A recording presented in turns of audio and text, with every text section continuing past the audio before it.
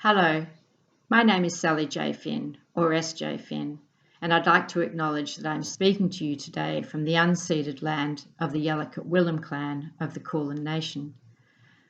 I pay my respects to the elders past, present, and emerging. I'd also like to welcome you to the Salvation Army International Overdose Awareness Day event. The National AOD team has joined together today to raise awareness about overdose in the hope that we can end overdose. This year's campaign has a theme which is a time to remember, a time to act, and that's what we're going to do today. As the founder of International Overdose Awareness Day, I set the day off in 2001 when I became a social worker for the needle and syringe program at the Salvation Army Crisis Centre in St Kilda. But the antecedent for this day had begun far earlier in my career. I was a young social worker in Bensdale in Eastern Victoria when a mother came to see me because her son, Nick, had died of an overdose. Nick had been with friends and they'd been drinking beer.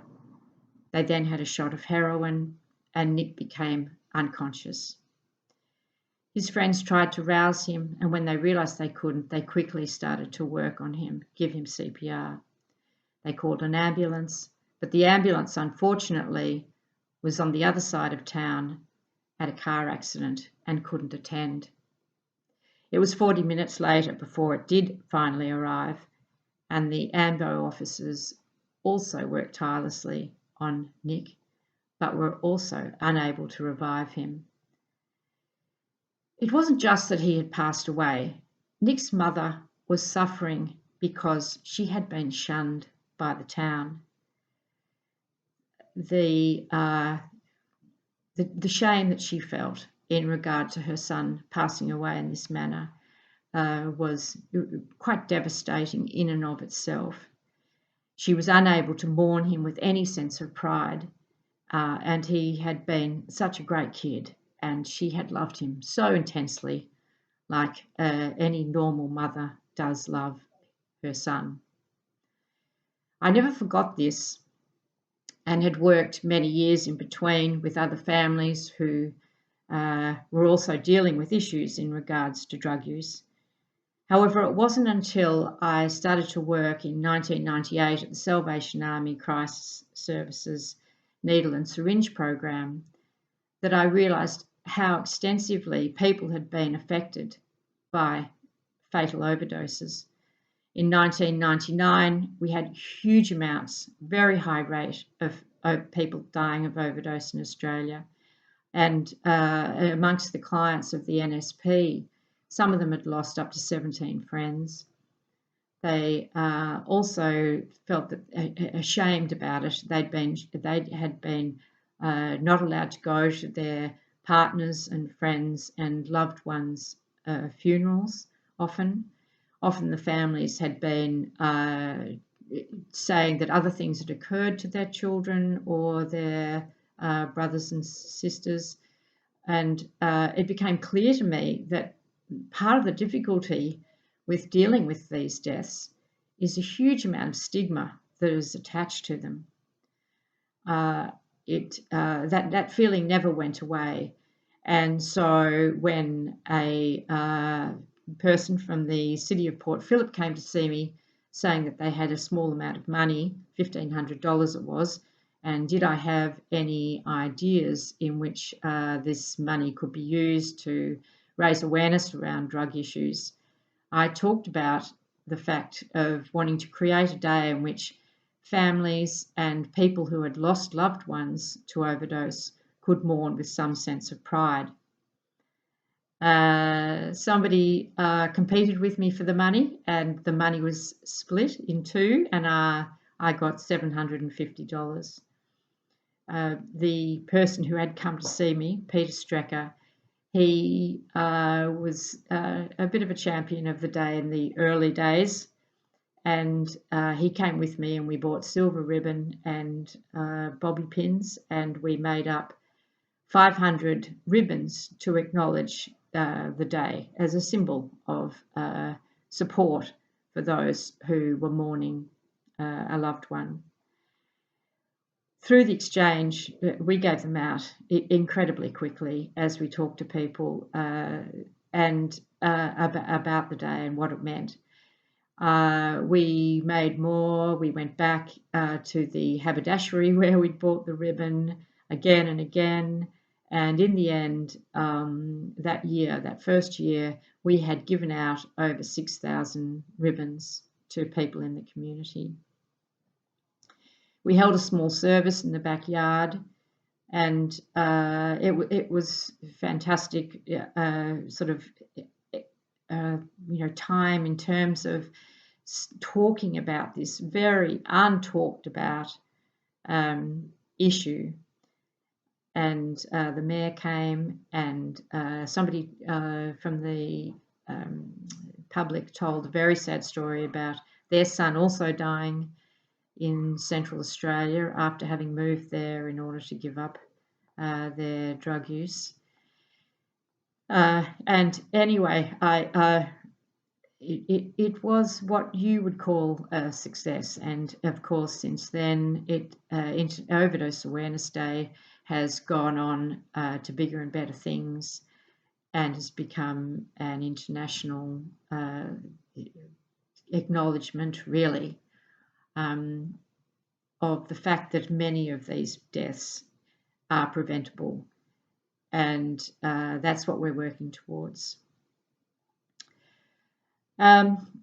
The purpose of the day, I just want to reiterate, is really about acknowledging that these deaths do occur, and a lot of them do occur because of the secrecy surrounding drug use and the stigma surrounding drug use, and that we have made inroads into preventing these deaths with things such like naloxone provision.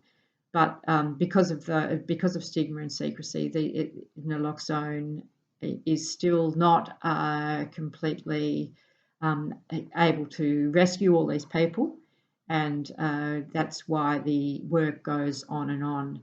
I would have hoped that the day would not be necessary, but in fact, the numbers all around the world for fatal overdoses are increasing rather than decreasing. And this is despite the use of naloxone, the drug overdose reversal drug, that has been such a great lifesaver for people. Today, we really wanted to join together in order to tell stories of people we've known who have passed away from overdose, because the impact on all of us that are left is significant. And so I wanted myself to talk about a young man called Chris, and I will show you a photograph of him on my telephone. Just hold it so it doesn't move around too much.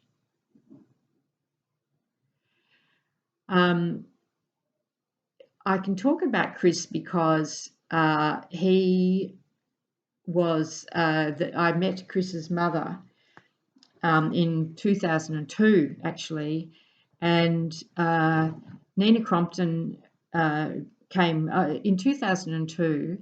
The Salvation Army held the event down at the end of the pier in St Kilda.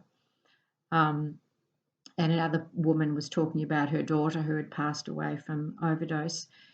However, as we stood down on the pier in quite a sort of windy sort of seascape, really, waiting for the event to get going, a woman came towards me and told me that she had got herself out of bed from the Melbourne clinic where she had been,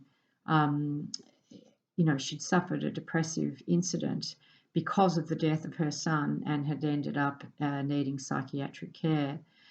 She had heard me on the radio. ABC Radio National had done a story that morning, and she had got herself up out of bed and called her sister, and her sister had gone and picked her up, and the two of them had, come to attend the event. Nina Crompton went on to become a very good representative, an ambassador really for International Overdose Awareness Day. And I know that it meant a lot to her to be able to speak about Chris and about his death and the manner in which he'd died. Her husband, Alan, his father, Chris's father, did not attend that first year, but he did start to attend. And for him, he was far more compromised about Chris's death, and he had some, what you would say, skeletons in the closet about it all. Really, they, were really around his ideas of blame, and that he felt shame really for his son. And it took him more years to understand that it was not his fault, in fact, and it was not Chris's fault either. So I got to know both the parents and Chris's sister Hayley quite well over the years. And the story for Chris was that he had admitted to his parents that this was going on, and he seemed to be struggling with wanting to be free of drug use, which he did manage. And in fact, he travelled overseas and was working in a bar in Kent, and he told the he didn't tell. That was one of the biggest problems, actually, I should say. He took the night off and he travelled during the day to another town and scored some heroin and came back and took the night off to use the drug, and in fact died in his bed that he was in the pub where he had been working. And of course, the terrible shock of this, to hear that it had happened overseas and that there was really nothing that could be done. He was already dead, of course, but that it took a long time for Nina and Alan to get the gumption up, or the sort of have the emotional fortitude really to be able to go back to Kent, which they did do. And they met the people that had been working with Chris, and they saw the room in which he had died. And all of it was about trying to get over his death. So today, he is the person that I want to acknowledge. I have obviously met many people over the years that have either lost people or, in fact, have passed away themselves. And I wish to sort of write. I write a poem every year, or I have done for the last decade. Since I gave the day away to the Pennington Institute, I've written a poem, and I would like to read it to you. And I am dedicating this poem not only to Chris, but to Chris and Nick and all the other people that I have come into contact over the years who have died from overdose or have been left behind with a permanent injury from overdose, or who are mourning a loved one from overdose. So let me read this to you. The poem is called Blue Lights. I always come this way now, down the alley where the big jacaranda blooms and fig trees grow crooked between the tin fence. We used to stop here and smoke a durry, pulling at the threads of the day. You would joke, I'd lean with laughter towards a ragged sun. The confusion of the world eyed us, beckoning when it got the chance. At night the lights have different boundaries, where blue lights paint the street. I mount the stairs between a suburb's broad bricks to find your landing and sit beside your door ajar. The wind is always blowing there, its swords always out. But under the onyx black of sky, stars signal your presence, so we can meet tomorrow and lean against the tin fence, shaded from the day.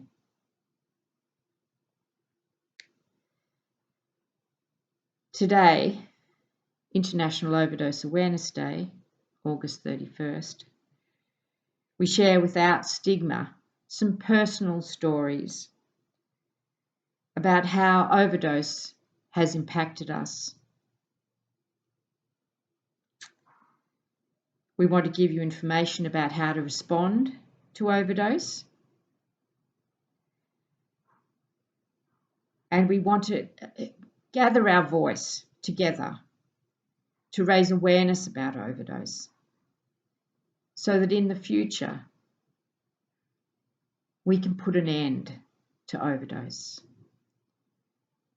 Thank you.